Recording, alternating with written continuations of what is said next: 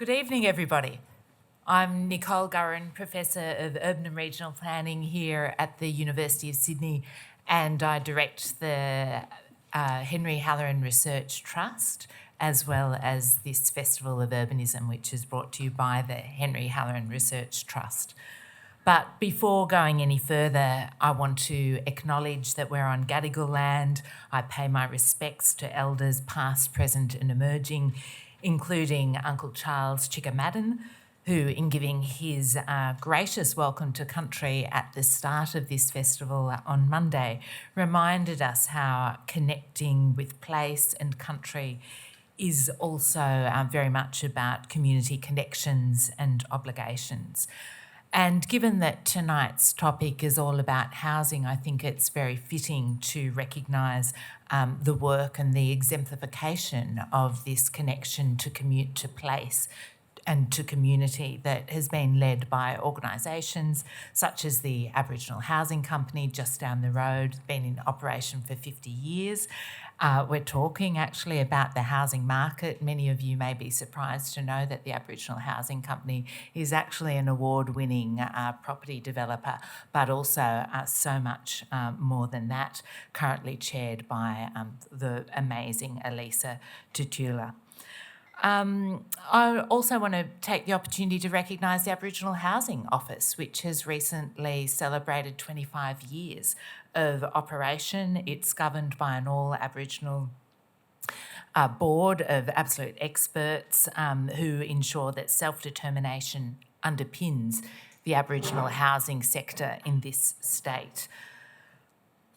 But, of course, despite this work, the fact remains that First Nations Australians are disproportionately impacted by the housing crisis. So I want to leave you with these words, kick off our conversation actually with these words by Tabitha, who gave evidence recently to the People's Commission into the housing crisis. And she said, I should not be homeless or houseless in my own country.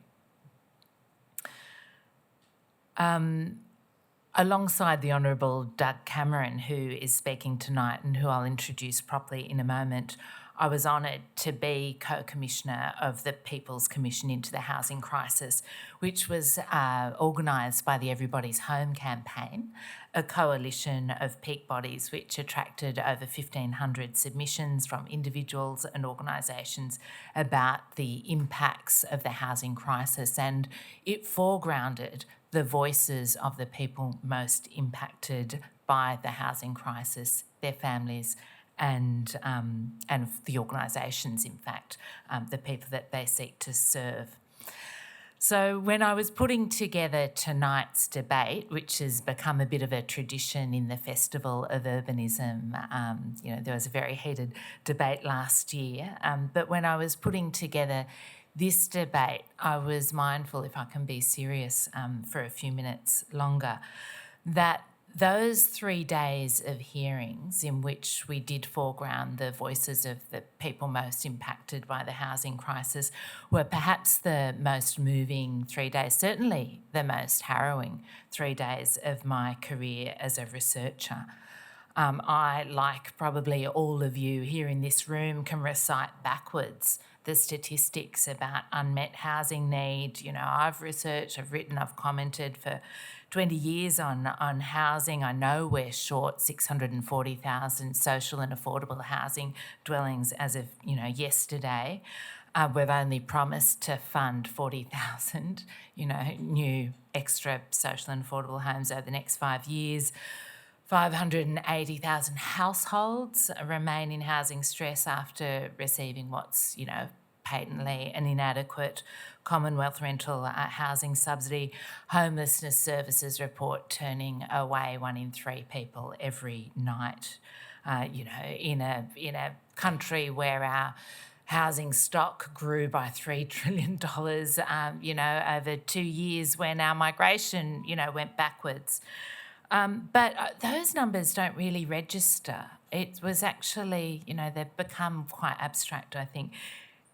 But the story of, for instance, Rachel, cancer survivor, mother of 2 children, who's experienced homelessness 3 times since escaping domestic violence due to the lack of rental accommodation. Lynn fell into homelessness at 58 after a divorce.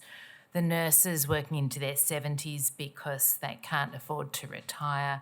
The mothers missing meals, pensioners skipping medicine, doing without power. You know, it goes on. So the housing stakes are really high, and so's the emotion about this topic. But when I listen to the news, and we've got some news literally being filed at the moment over here, Michael, you couldn't make it more glamorous if you tried. Keep filing, keep filing. I love it. Anyway, and it actually gives me cover to say what I'm going to say, because actually I think Michael needs to cover his ears for this bit. Because when I read the newspaper too, I see a lot of commentary. I see lots of quotes actually, and I'm just going to name it. Lots of quotes by people called Peter. And I have to say that the commentary is often very far from the concerns or the perspective, and indeed the expertise shared by the people who gave evidence to the People's Commission into the housing inquiry.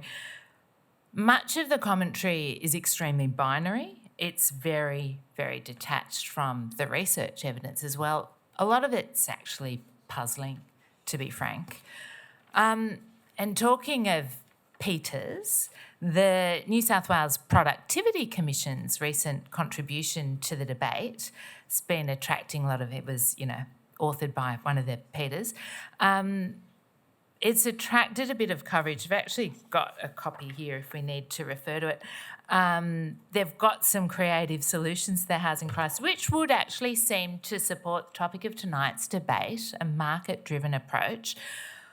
The haiku version, this is my haiku version of the recent report into policy options for the housing crisis, goes something like, I think, dark flats are cheaper, you can build more of them, plus sunlight is overrated because climate change.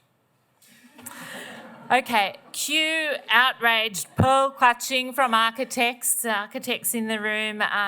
Look, and in all honesty, me.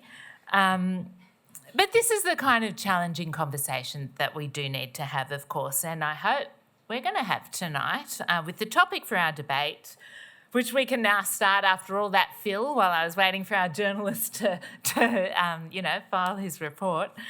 So we can now start our debate that the private market can solve Australia's housing crisis. I'm going to introduce our 6 speakers and our expert commentator in a moment. But first, let me tell you how the debate's going to be run. We're using, as we did last year, the IQ squared or intelligence squared style of debate established by the Great Oxford Union many years ago. And the objective of the debate is not only to win the argument, but also to persuade the audience to shift from their preset views. And I've already kind of declared mine, haven't I? I'm sure many of you have already made your minds up about the housing question and certainly about the role of the private market in housing. So I think we can now queue up the QR code because what we're going to ask you to do is to look deep inside yourself and tell us which side you're voting for. It is anonymous. Although architects, I can see you in your black shirts. Okay, so agree, disagree. Oh, neutral? Who came up with neutral? Oh, Jesus. Agree or disagree, please. We'll make it easier to adjudicate this thing. But anyway, we'll allow some neutrals. But we're going to poll you again at the end. And it is possible that we'll have 2 winners. One that carries the argument and the other that persuades the most hearts and minds. So we'll leave that up for just a moment longer. And and I'll tell you the rules of the debate. I'm actually really nervous now that the wrong side's going to win this debate, but anyway, let's see. Never mentioned rules before. Oh, there are very, very strict rules. Each of our speaker has been given a strict 4 minutes, and this is absolutely strict. 4 minutes. Well, when I looked up the rules of debating, they say 4 minutes, so we're going with 4 minutes. 4 minutes each for their remarks. After we've heard from all of them, our expert commentator, Michael Koziel, who is here at the front filing his story, presumably for tomorrow's edition of the Sydney Morning Herald, is going to give us his own take, which will be informed by the expert evidence that these two teams are going to present you with. And he'll also do a bit of hard-hitting interrogation. And thanks those of you who sent forward suggestions in your questions ahead of the debate, because Michael's got access to those too. We'll then give each speaker up to 1 minute for a final word. Now you'll hear a little ding at 3.5 minutes as each speaker talks. You'll then hear a proper bell. Oh, here's the bell, by the way. It's an ancient Tibetan bell that I found here in this museum, probably ransacked from, somewhere in the Himalayas by, an early predecessor of mine. But anyway, we'll return it afterwards. So you'll hear a ding at 3.5 minutes. You'll hear a proper ring at 4, but it will be continuous at 4.5 minutes. Okay. And there'll be a continuous ring at 1 minute after your closing comments. At that point, I'm going to tell you the results of this pre-poll. So the suspense will be very high.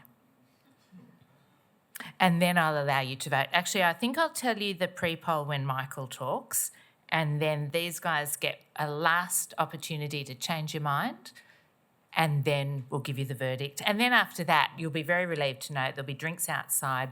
We've separated the foyer, so, because we absolutely don't want any hand-to-hand combat tonight. So, and the neutral people can be on the staircase somewhere. All right, let me now introduce our speakers. If anyone is still a Luddite and missed that, you'll just have to ask your neighbour, I think. So our first speaker for the affirmative side, and after consulting the ancient rules of debating, I decided to put the right on the right and the left on the left.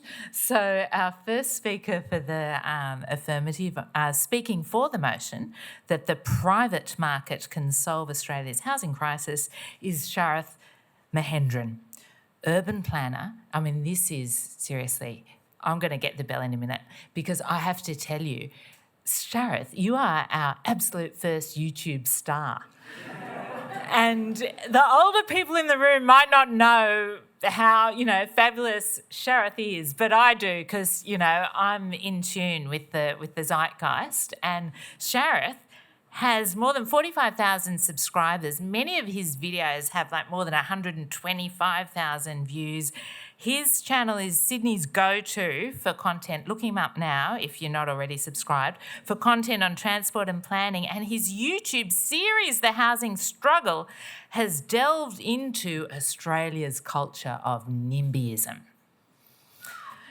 Absolutely. Second speaker for the affirmative. Second speaker for the affirmative is Stephanie Barker.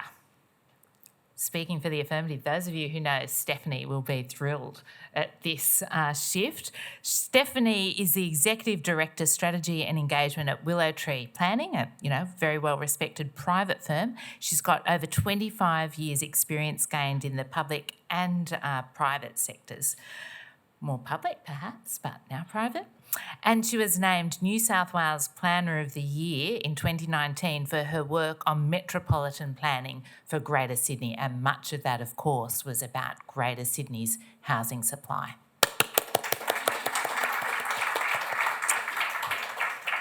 Now I'm going to go to the negative team. We've got Emily Sims, urban planner, who's a very well-respected public economist and planner who's researched and written widely on issues relating to urban planning, the housing market. She, I think, is the biggest brains of the trust of this group, a very hot competition. Through her previous... I think it's true, Emily, but let's see. Through her previous roles, including at Prosper Australia. Clap for Emily. We've then got the Honourable Doug Cameron, who some of you, may have heard of. He's a former trade unionist and senator for New South Wales with the Australian Labor Party.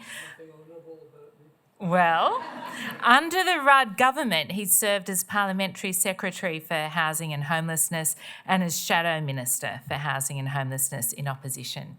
And it says something that, some of us are actually nostalgic for those days, Anyway, let's clap for Doug.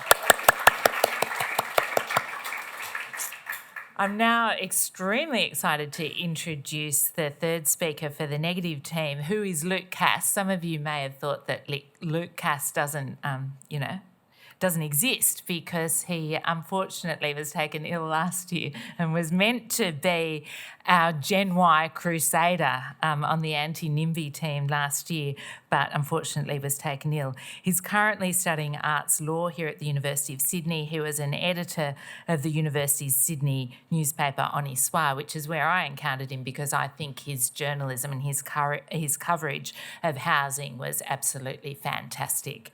Last year he was replaced by his doppelganger, obviously Peter Phibbs.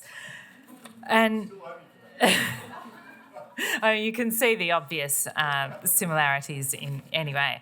But look, it is now that I have to confess that there has been a mix-up with the Peters. I mentioned there's a lot of Peters in this space.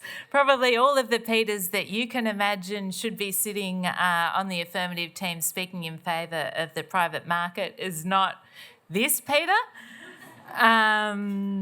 But, like any good manager, I will take responsibility for the mistaken Peter. Suffice to say, the wrong Peter was invited to be the last speaker for the affirmative side. And when the mistake was realised, he was already shopping for white shoes, or so he said, and it was, too late. So, look, if Professor Peter Phibbs, founding director of the Henry Halloran Research Trust and now emeritus professor here, was prepared to broaden his mind, in favour of us all broadening our minds and listening and educating ourselves, then I think we can do that too. So, with that, can I... Let's see. But with that, can I invite Shareth to the podium?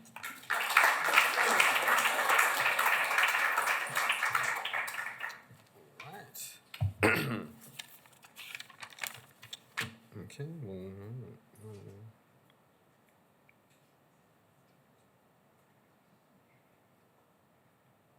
Time up. No, just want to make sure I know. Yeah, okay, great. I'm ready. So good evening, everyone, and thank you for that brilliant introduction, Nicole. So can the private market solve Australia's housing crisis? Yes, absolutely. Let's say, hypothetically, we have 100 people, which is pretty much the number of people in this room, who all want a Camry. Sounds simple enough, right? As a result, Toyota is just going to build 100 Camrys and then sell those. The private market in this scenario is responding to what the consumer wants. In an ideal world, housing would be the same. If 100 people wanted to live in Chatswood, 100 new dwellings would be built in Chatswood. The market is building what the market wants.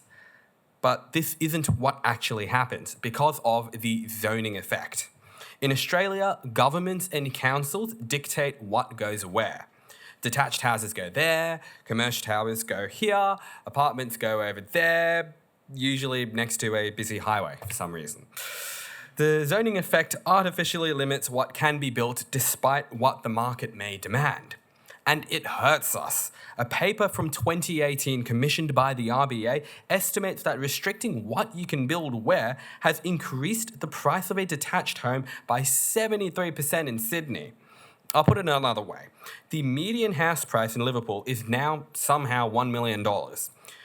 You'd be able to buy a house there for just 580 grand, which in Sydney is now tragically considered a bargain. Meanwhile, regressive tax concessions like negative gearing are estimated to only increase house prices by between 0.9 to 4%. We should still definitely reform them, but our energy perhaps is better focused on zoning. If you want tangible proof of how zoning hurts us, back in 2004, the developer Platino spent $12 million on an industrial site in Leichhardt, which is now located in excellent proximity to the Marion light rail stop. This is the type of place where hundreds would kill to live in today, and there would be apartments here were it not for the planning system. They've been rejected since 2014 by the community, by Leichhardt Council, and planning panels due to fears of congestion, tall buildings, and a desire by council to hold on to industrial land. The developer has tried to get it built, leveraging the Parramatta Road urban transformation strategy, trying to jump through endless compliance hoops.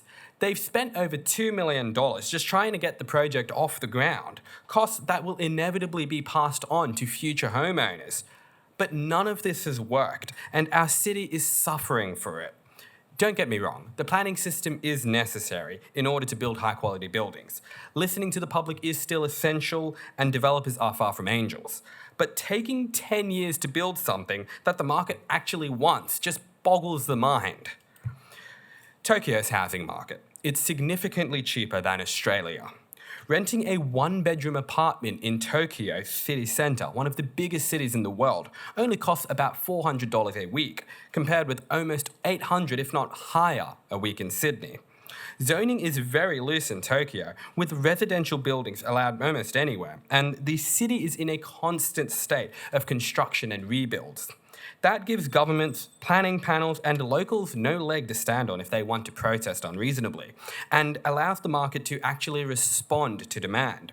If you want to live in Tokyo, you can generally afford it, no questions. Tokyo too was in a crippling housing crisis like us in the 1980s, but they are now unashamedly a YIMBY city. If you don't think the private market can solve the housing crisis, you're ignoring that the private market solved the housing crisis in Tokyo. The needs of future residents need to be considered just as urgently as those of locals. The private market needs to be allowed to do what it does in virtually every other market. It needs to be allowed to respond to the high demand artificially inflated by zoning.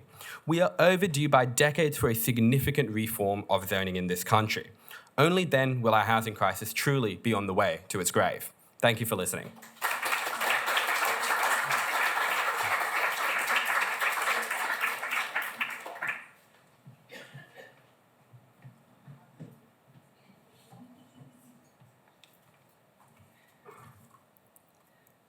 Good evening. To rebut my esteemed colleague Sharaf's comments, I refer you to a 6,000-page article in the Australian Economic Papers on planning constraints and prices. These are complex arguments that he's making. But tonight, I actually want to zoom out and just think about what cities and urban economies and the way that we distribute those from a higher, I said zoom out, from a higher plane, yeah. I believe I was invited tonight because I used to work for an economic policy think tank called Prosper Australia, and I spent the last 10 years talking about land value capture. But now I work as a strategic planner at Uralla Shire Council, a rural idyll in the beating heart of Barnaby Joyce country. And if I do my job well, prices are going to rise in Uralla. Why? Because as a strategic planner, my objectives are to help coordinate private and public investment, to help new industry and population come to town, to preserve the high environmental values, the heritage charm, the quaint village feel, to make sure the transport network provides access, to ensure there's secure water, and enough land earmarked for new housing, and to make sure all the waste reaches the sewage treatment plant and doesn't go into the dam catchment. So what happens when a place has high amenity and plenty of economic opportunity? People move there and they bid up the price of land. Land value uplift is, ironically, a way that we can measure our success in economic policy. Yes, we want cheap housing, but not if it's cheap because the industrial base has collapsed and no one has a job. And actually, this is a little bit of a part of what the Tokyo story is about. In free market societies, economic production tends to concentrate spatially. The mysterious self-sustaining swirl of agglomeration economics isn't positive sum. Winning regions are economic powerhouses and they concentrate wealth spatially. Successfully planned cities in successful economies have expensive land and housing. And that's the good news story at the centre of Australia's housing crisis. We've golden soils and wealth for toil. Except it's becoming wealth for some and toil for others, depending on whether you own the golden soil. Who here has played Monopoly? Yeah. Did you know that Monopoly was a board game originally developed to teach people why private markets will never solve a housing crisis? It was originally called the Landlord's Game, but the new name works too. Monopoly is a structural feature of land markets. You don't need lots of land to be a monopolist. Every landowner is already a tiny monopolist over a location that isn't perfectly substitutable for another location. We can certainly share Sydney with more people in locations where they want to live. We can go into the airspace. We can give everybody a smaller helping of Sydney. But at the end of the day, Sydney is an inimitable global city and these aren't easily built. So over this uneven economic geography, we enact these strong private property rights. We have to pay the people who were there first to get out of the way so we can build the high-rises. And that is an entry monopoly. Here's another clue about why land markets, we can consider them uncompetitive monopolistic markets. No one in a competitive market can leave their productive capital underutilised. But with land, it happens all the time. 27,000 dwellings are vacant for over a year in Melbourne last year. So I'm not as sceptical about the magic invisible hand as my esteemed second speaker. Markets are phenomenal. I enjoy studying them. But this is what I've learned. Markets always and everywhere allocate resources according to purchasing power, not need, not merit, purchasing power. Right now, poor people or people who've arrived later or were born later, cannot bid enough land or construction sector resources away from rich people to attain adequate housing. The second thing I've learned, the magic only happens when there's competition. But when you're at the mercy of a monopolistic market for the means of life, like housing or water or energy, the magic disappears and you start looking for the guy behind the curtain very quick. Doug is going to elaborate on what this magicless machine has produced. It's worth noting that in this country, the government carefully manages energy prices, retains public ownership of water supply. Why don't we take this approach with land instead of pretending that private markets can solve the housing crisis?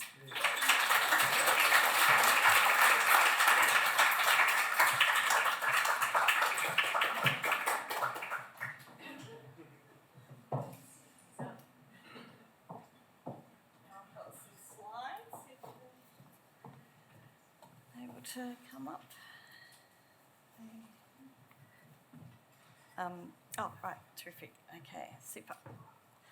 All right, thanks, Emily. Some interesting points there. But I don't think we're really asking the right question. Thinking about equity is starting to get there. For the last 20 years, we've been on a roller coaster ride.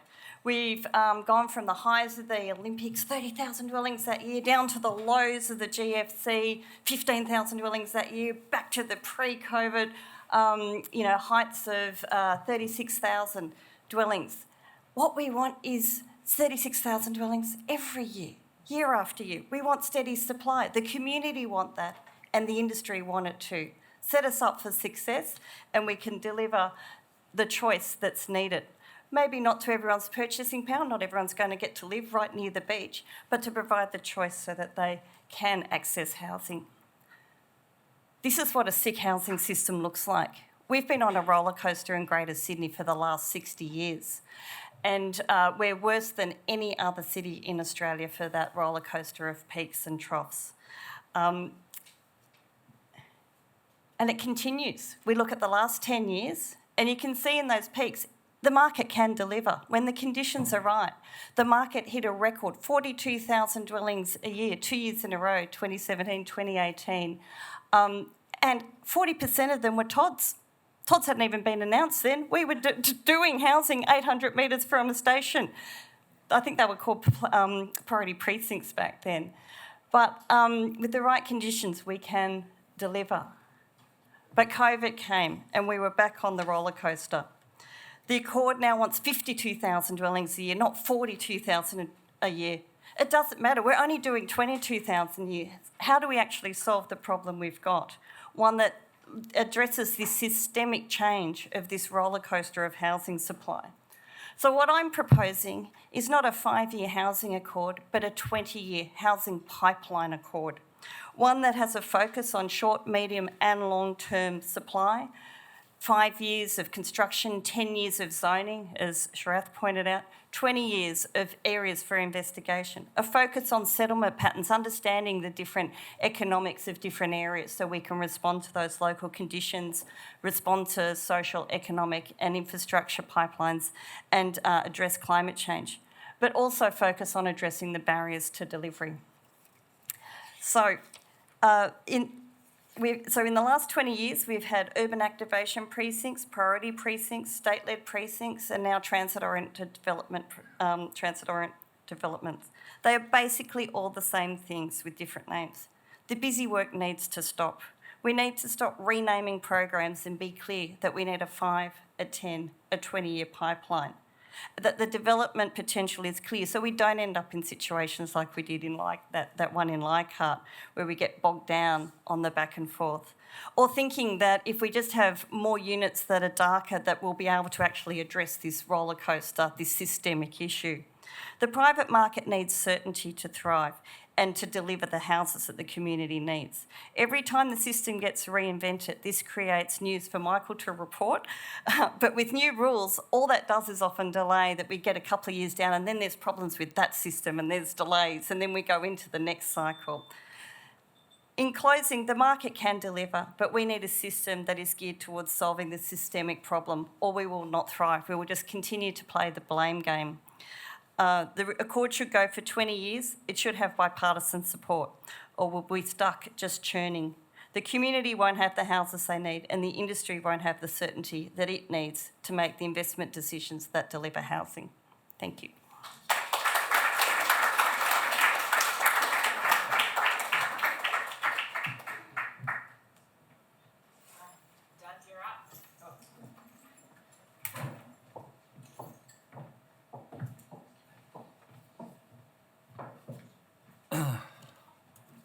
Well, thank you and good evening. The market never has and never will solve the housing crisis. Scottish social philosopher and economist Adam Smith was wrong about some invisible hand out there delivering all these goodies to people. He was correct when he noted that many business conversations end in a conspiracy against the public or in some contrivance to raise prices. Free market failures, such as housing, are ignored by those who benefit from putting profit before people. The renowned Oxford philosopher Isaiah Berlin said, and I quote, "Freedom for the wolves has often meant death to the sheep." The wolves of the media, the wolves of the real estate people, the landlords, the finance sector, the banks, the real estate industry, the shonky builders, the developers, the retirement village owners, and their tame economists, academics, and urban planners are gorging on the victims of the housing crisis. The sheep cannot afford a roof over their head. They are living in mortgage and rental stress. Neoliberalism, a disjointed housing market relying on individual investors, have created the problem. It's not the solution. This is a class and an intergenerational issue. The Everybody's Home People's Commission shows that the private market cannot solve the housing crisis. Houses are unaffordable. Homelessness is increasing. 640,000 families are in need of social housing. 122,000 of our fellow Australians are homeless on any given night. Domestic violence victims are unable to leave an unsafe home. There are terrible housing conditions out there. Public housing residualisation has been an absolute disgrace. Evictions are at the whim of the landlord. There's mental stress and ill health. There's interrupted education. People are avoiding heating and cooling and medical or other essential appointments. They are relying on credit cards or buy now, pay later. They are falling behind on bills. They are relying on food banks and charity. Oh, but the market's going to fix all this. The market has caused this. This is the reality of the Gilded Age free market position where housing is a commodity and not a human right. Fiddling at the edges, blaming zoning, blaming local government, blaming immigration and planning laws are excuses, not solutions. We need to recognise housing as a human right, build a social housing programme with a minimum target of 750,000 units over the next 20 years, ensure housing assistance meets people's needs, face the reality and end unfair capital gains tax discounts and negative gearing, support affordable homes in sustainable and inclusive communities.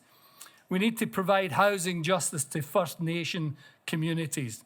We need to instigate a national housing plan with mandated social housing targets and establish a housing advisory council that provides a voice to Australians with lived experience and are directly affected by the housing crisis. These initiatives, not failed market solutions, will fix the problem. If we can spend a minimum of $368 billion propping up the US and UK military-industrial complex for submarines, then we can allocate sufficient funds for affordable, secure, social and public housing. Government must do it, the market won't.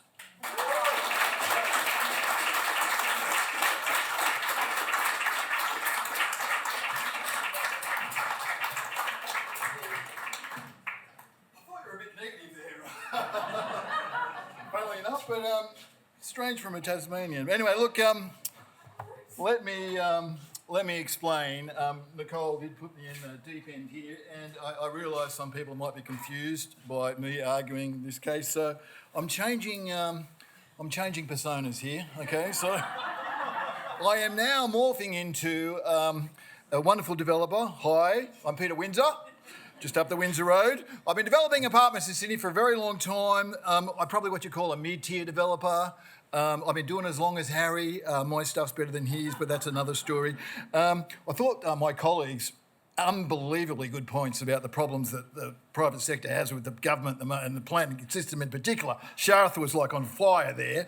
I just want to start assuring everyone here, because I know like Doug's played to the crowd there. Everyone likes looking after poor people, and developers do too, right? So we're very concerned about housing becoming more affordable, and we've got the tools to do it. Now, you're laughing now, but I'm going to explain the tool that does that.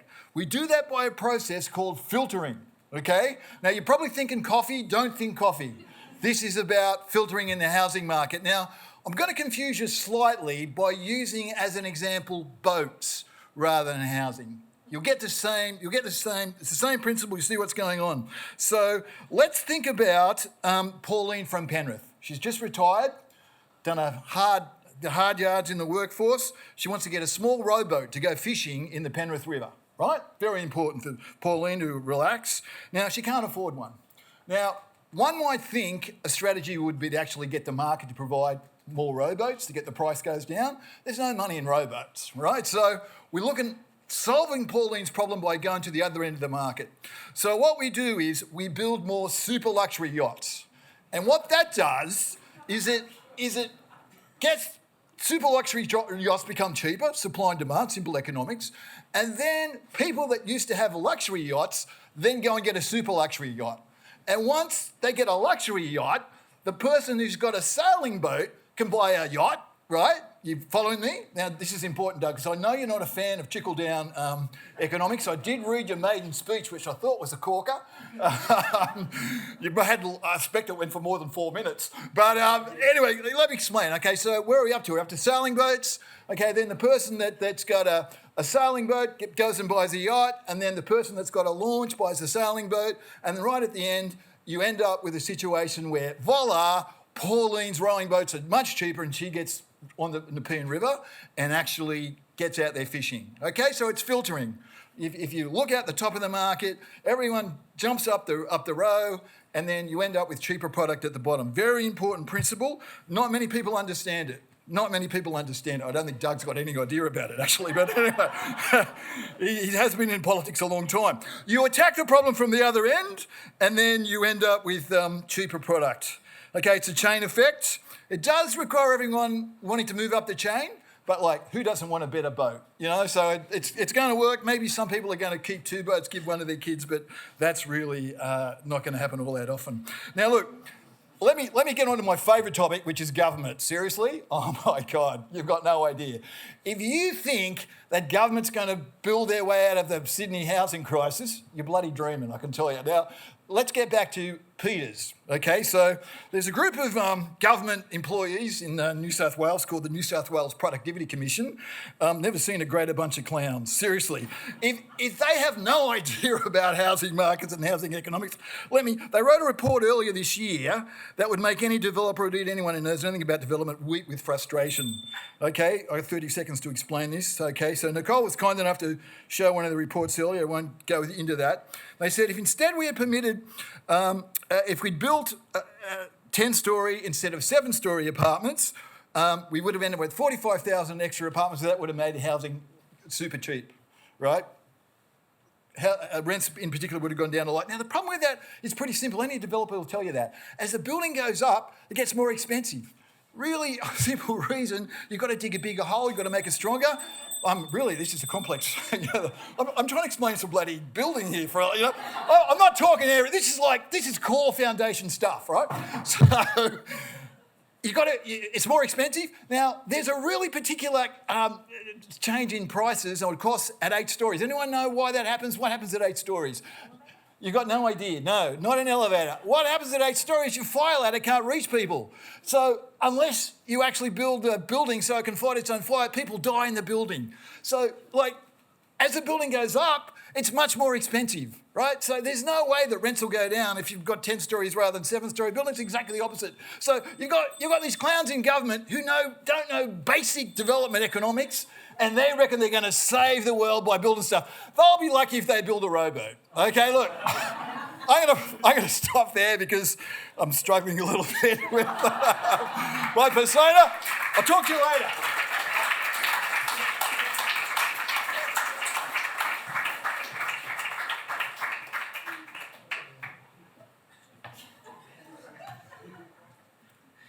I didn't know my team already had a third speaker.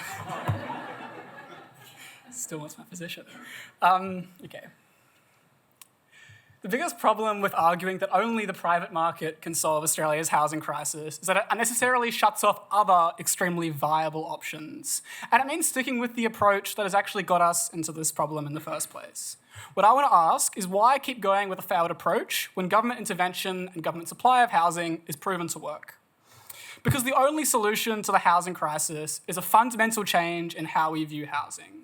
Housing, as we've heard, is one of the most important human needs, and thus it should not be an asset, it should not be an investment to speculate on, but a human right. And so solving the housing crisis means treating housing as a human right, because that will not only lead to better outcomes to those most in need, but it will lead to more affordable housing and a more equal society for everyone as a whole. What does that mean practically, seeing housing as a human right?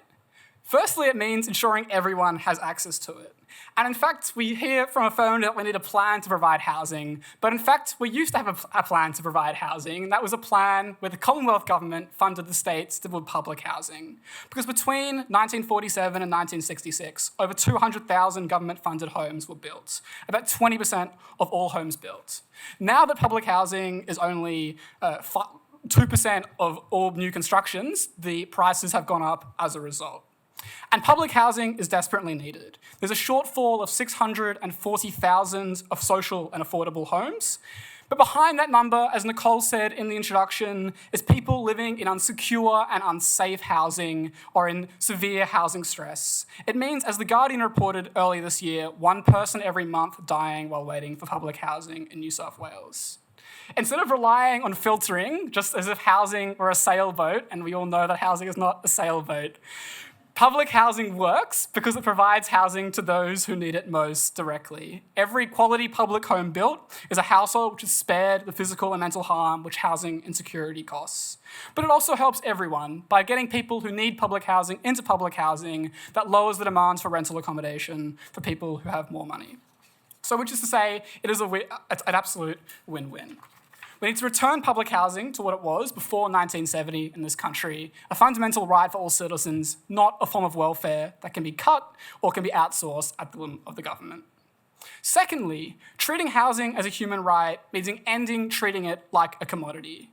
Practically, what that means is the government ending tax concessions which encourage investors to pour their wealth into housing and pricing out those who need it, exacerbating class, gender, and indeed intergenerational economy. According to the Parliamentary Budget Office, negative gearing and capital gains tax discounts, to bogey taxes in the current debate, are projected to cost $165 billion over the next decade. That is money which disproportionately goes to those in the top income brackets. It is 3 times more likely that someone in the top income bracket negatively gears a home than those who are not in it. Yes, it may be true that ending negative gearing and capital gains might only reduce prices directly by 2%. But that number ignores what happens when we invest that money into building houses ourselves as the state, houses which go to those in need rather than those who have the most money. Because the private market cannot provide consistent and affordable supply like the first and second speakers have told you. Because the private markets do not want to do that.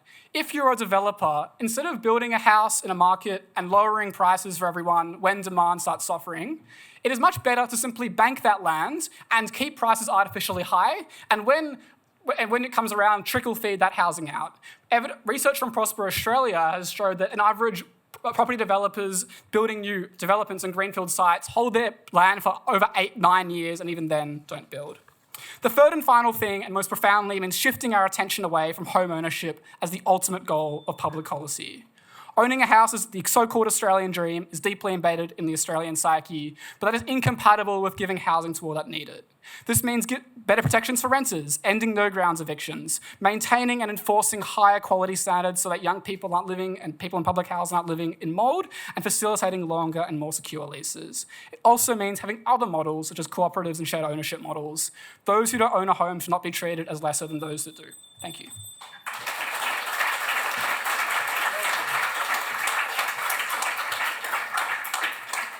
Wow, that's intense.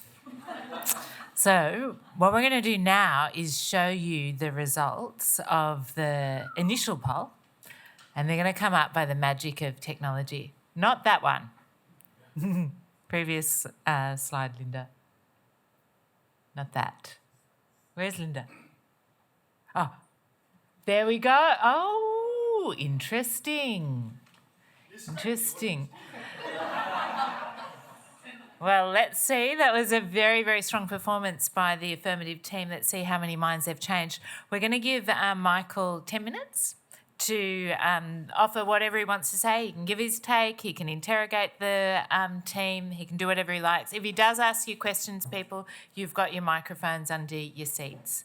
And then after Michael, I'll come back and give you each 1 minute maximum, okay? Thanks, Nicole. Well, do keep those mics because I won't say very much. I will ask some questions because I don't think anyone needs to hear any more from me.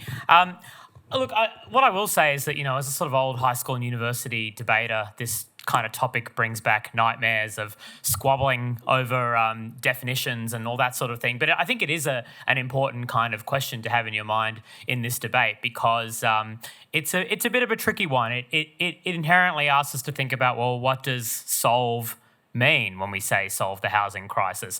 Something I think most politicians haven't really thought about when they speak. Does it mean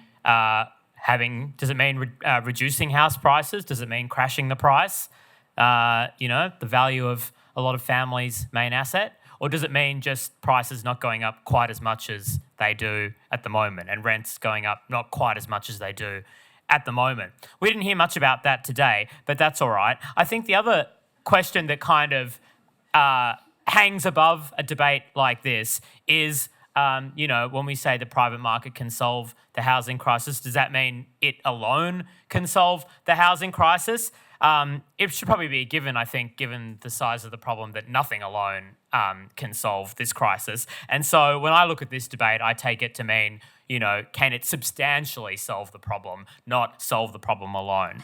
I think in this debate for the affirmative, one of the things they had a duty to do is, if they believe the private market is the answer, they have a duty to explain how that will happen, and given that we're in a market economy, why it hasn't happened already. For the negative, I think they have a duty to either say, if it's not the private market that can solve this problem, who is it and how? Or alternatively, if they think the problem can't be solved, then to say that. So let's go to the affirmative. And Sharath, you talk about the zoning effect and how this is an artificial distortion of the market, and if we just get rid of all the zoning laws, the market will deliver what people need and want. I guess my question to you is, so under your system, do you have any zoning laws? Do you get rid of them entirely? Or if not, what do they do? Well, I don't think we can get rid of zoning in its entirety, but we really need to consider why certain zoning is located where. I mean, I didn't quite touch on this, but when you look at the zoning maps in Sydney, so much of the inner city is locked up in heritage zoning.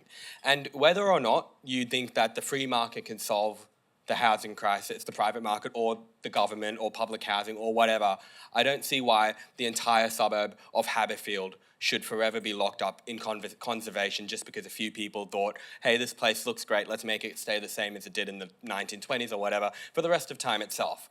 And I believe that, I don't necessarily think we should abolish zoning altogether, but I do think we need to heavily relax it, because things like that, things like heritage conservation areas, things like arbitrary rules that say that you can't build any apartments next to a train station at West, next to a train station like Cheltenham or Warrawee, those type of rules just don't make sense to me. All right. Let's go to the negative. Emily, the higher plane and the problems that come from our market economy. You say, at the end of the day, the market allocates resources according to purchasing power, not need or merit. I guess the question I had at the end of your speech was to touch on what I said at the beginning. If not the market, then who can solve the housing crisis, or can it not be solved under capitalism? So I feel like Luke addressed that a little bit. I think your question about definition is really something that we didn't touch on. But when I think about what the crisis is, I'm pretty aware that for quite many of us, actually the amount of income that we spend on housing services hasn't really increased all that much. It's been pretty steady over a long period of time. But for those on the lowest incomes or for recent purchasers who have been subject to interest rate rises lately, they are in a very, very different world. My friend Cam sometimes does this when he's got an audience. How many, if you don't mind, can you put your hand up if you feel like you personally are in a housing crisis? It's a Sydney Uni audience. I mean, we're all self-selected. But this goes to the point a little bit. It's the first the top quintiles aren't really experiencing the same kinds of pain that's happening at the lower ends of the market. So I think the point I was trying to make is that there's something about the very nature of these markets and the way that our cities work, the way that our economy works spatially, that means we are always going to have this kind of unequal outcome if we only provide housing through markets.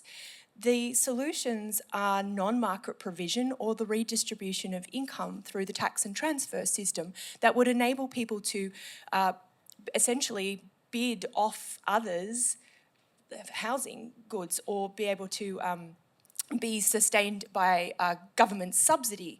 And that's simply a way of redistributing. I mean, like, my favourite way to do this is obviously by collecting taxes on land itself, because we know that it accumulates in the way that it does, concentrating in our cities, etc., and redistribute that into the non-market provision of housing, either public housing or community housing sector. Sorry, that was a very long-winded response. No, I'll come back to the provision of non-market housing in a second. But firstly, Stephanie, you talked about something which, as a journalist, is close to my heart, about how we need to stop just renaming programs. But I think it's a good point. But to your broader point about how we need kind of better the accords should go for 20 years. These things should be worked out over the long term. I guess one of the queries I have is under that system, which I suppose some in another way could describe as a bit of a sort of set and forget, which is probably a little bit a little bit cruel of me. But under that system, what incentive does a developer have to deliver housing that we need now, including affordable and public housing, with those sorts of kind of long-term plans? Don't we sort of see at the moment, I think in New South Wales there's like 15,000, and the negative team did bring this up or allude to this. There's something like 15,000 homes approved but not yet commenced. Under that kind of long-term accord, don't you run and leaving things in the hands of developers, don't you run the risk of that sort of thing happening as it already does now? Yeah, no, I think it would have a different effect. So it's about providing certainty for investment decisions.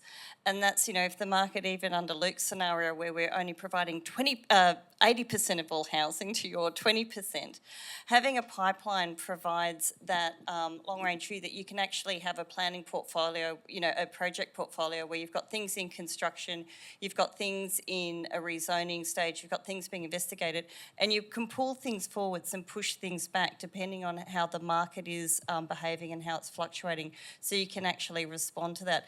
What would be really important about having a pipeline is that it would set up a system where there was accountability, and accountability back to government for creating the conditions where the market can better deliver housing outcomes. And so there's some real incentives there, and the sorts of things that a pipeline would bring is it would bring greater visibility to the prioritisation of infrastructure, because we all know there's a lot of, we talk about zombie DAs that have been approved but haven't converted into construction. We've got zombie rezonings where, yes, it's been rezoned, but the water and the sewer and the water and the roads aren't arriving for another 5 years. We've got zombie rezonings. So to have a pipeline, you bring all that out into broad daylight, and industry can then move according to where the infrastructure priorities are, because you can actually understand where the governments are. You're not waiting for each budget to go, oh, did we get it this year? No. All right, we better go and get that project going. So that's where a pipeline would provide those incentives. Okay, thanks. Doug, and to Luke, by extension, I suppose, what percentage of Australians does the negative team think live in public housing? And at the same time, how many does the negative team want to live in public housing, if that is the solution, as you say? I don't think that's a very good question, actually. Because It's how many people can have a safe, secure home, not whether it's a public housing apartment or whether it's a mansion on the North Shore of Sydney. It's about what can you actually get and afford to be able to live a decent life, educate your kids, feed your kids when you want to feed them, and do the things that, you know, ordinary people need to do. Our inquiry showed that not many people can do that if you're poor. So it's not the issue how many are in it. I mean, social and public housing are just about 4% of housing in Australia. Far too small. If you look at the UK, 17% of housing is public and social housing, and they still have problems. So we've got a huge way to go to even match what's happening in the UK. I mean, this is all about, as I said, the wolves gorging on real estate. And, you know, Murdoch makes more money out of REA, which is his real estate operation, than he does under that crazy, terrible newspaper called The Australian. If we don't have much time left, I can can't one get to more. Channel 9, I'm sorry. No, I mean, look, maybe we'll just do a quick follow up on that one. I guess I asked the question because one, if it is, as you say, 96% of Australians that don't live in public or social housing, then that obviously means that there's a very large role for the private industry to play in getting people into housing. And at the same time, if you're looking at getting that percentage from, say, 4% to 17% who live in public housing, just to use your numbers, where is that money coming from? I'll tell you where it can come from. It can come from government. It comes from government. It can come from the superannuation industry, who are well and truly endowed with It can come from government. It can come from the superannuation industry. Some of it can come from the private sector. It's not, you don't need to be kept out. It just depends how much profit you want to make. And I always thought that the superannuation industry makes some terrific, you know, profits in many areas. They can afford to put some money into areas that provide a modest return. And I think the sole purpose test for superannuation is a terrible impediment to investment in housing. If that's all we have time for, I'll leave it there. No, I'm sorry we didn't get to Peter and the boats, but anyway, that's all right. It's sunk. Peter and the boat's outside because, look, it's getting tense. We're gonna be really quick. The bell is ready to go. It's gonna be up to 1 minute per person, strictly enforced. Opportunity to have your last word. I can't wait to hear Shareth's because you've taken some exciting notes. So we will go in order, and Shareth, you're up. You can do it from there with the microphone. Okay. All right, I've taken quite a few notes. I'll try and be as quick as I can.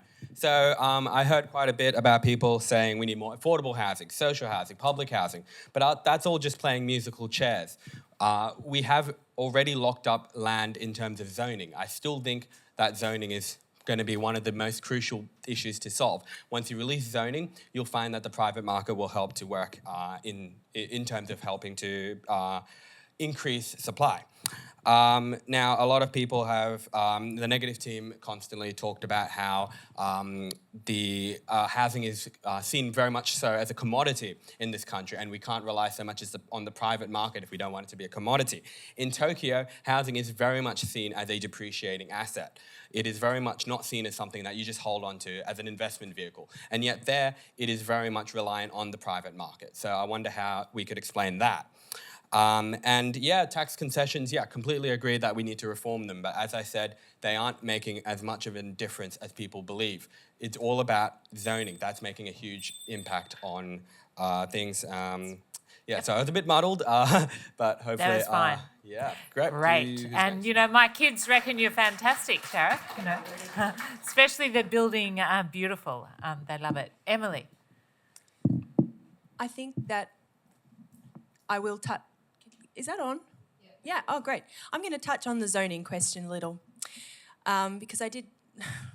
There's been some ink spilled on this, hasn't there, Peter? Yeah.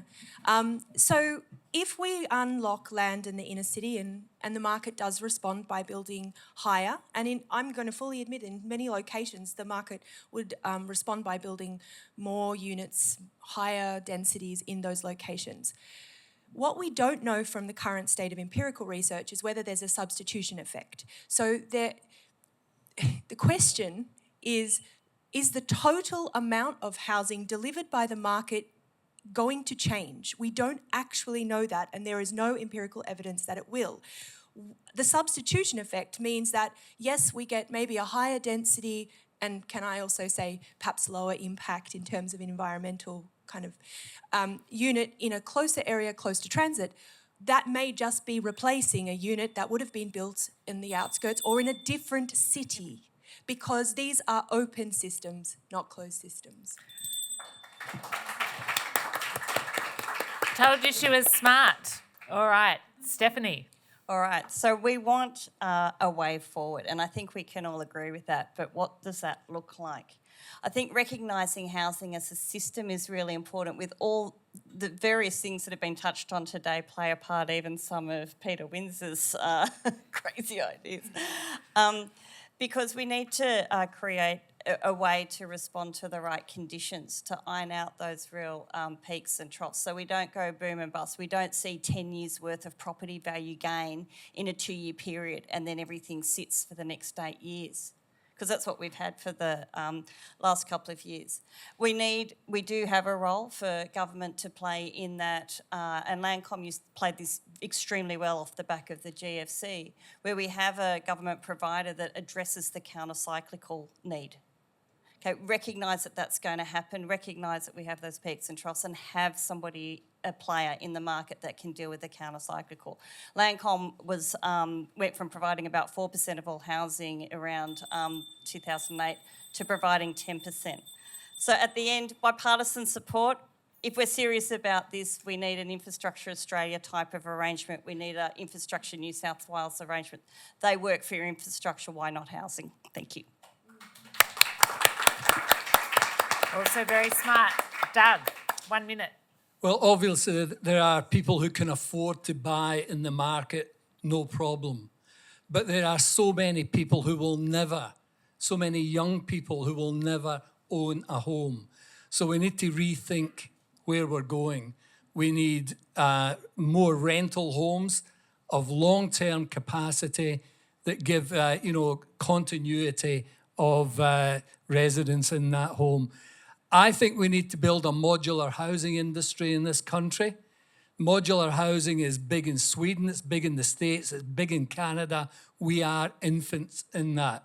They are cheaper to cool, they are more productive to build, they can do lots more to actually create homes, and we can fix the land issue by government legislating to make sure that we get enough housing land to build the homes for the future.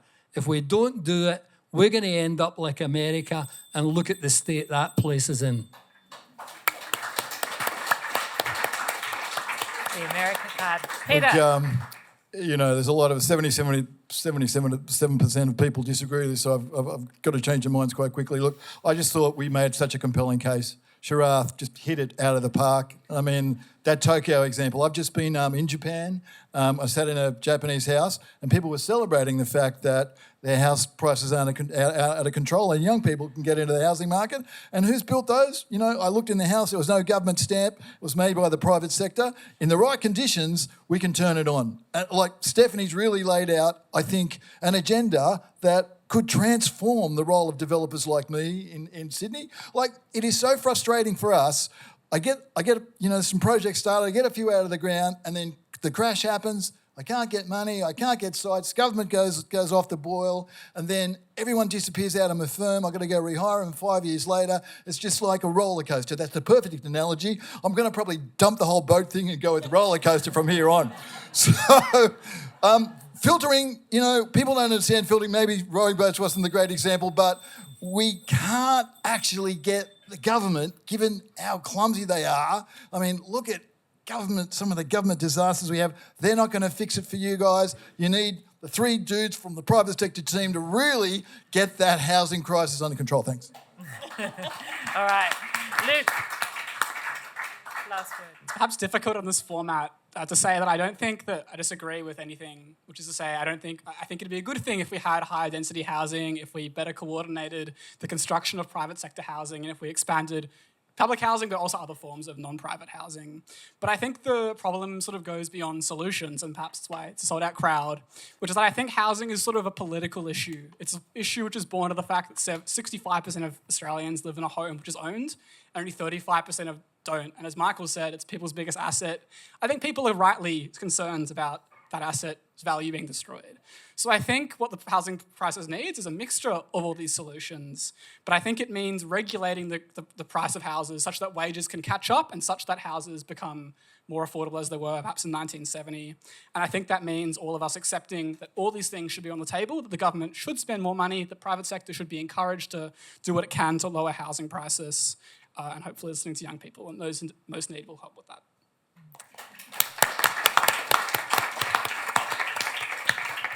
Okay, and now it's crunch time. We're going to throw up a poll again.